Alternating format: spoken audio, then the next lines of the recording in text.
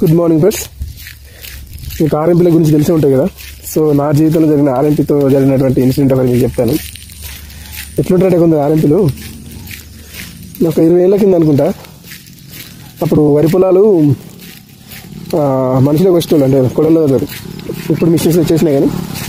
So వరి కోద్దామని వరి పోయేది మేము. వెనకాడ ఏమైందంటే ఆ కొడలి నా చేతికి దిగిందనమాట.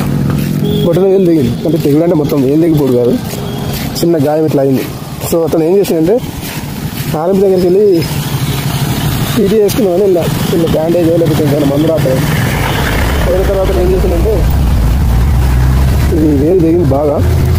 సో దీన్ని కుట్లు వేయాలి అని చెప్పి ఏదో భయపెట్టించింది. అయినా నాకు నమ్మబుద్ధి కాలేదు. గిదాన్ని కుట్లు ఏంది అన్న, మందు రాసి టీటీ వేయి అని అన్న. లేదు ఖచ్చితంగా కుట్లు వేయాలంటే సరే వెయ్యి అని చెప్పేసి అంటే ఈ విధంగా 3 కుట్లు వేసిండు. అలా కొన్ని 40 రోజులకు తీసేసిన తర్వాత ఏర్పడింది బర్ర. ఇది ఆసారి దాని యొక్క గుర్తు ఈ విధంగా ఇట్లే ఉండిపోయింది.